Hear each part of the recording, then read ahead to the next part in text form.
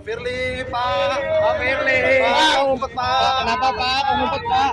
Kaki jurnalis terlindas Hyundai Ketua KPK Firly bungkam. Ketua KPK Firly Bahuri akhirnya memenuhi panggilan Mabes Polri. Ia datang pada Kamis 16 November 2023 untuk dimintai keterangan terkait dugaan pemerasan terhadap ex-Menteri Pertahanan Syahrul Yassin Limpo. Namun tak sepatah kata keluar dari mulut mantan Kapolda Sumsel itu. Begitu pemeriksaan selesai, ia hanya berjalan menuju mobil yang sudah menunggunya. Pantauan Kompas di Mabes Polri, Firly keluar dari kawasan Mabes Polri sekitar pukul 14.30.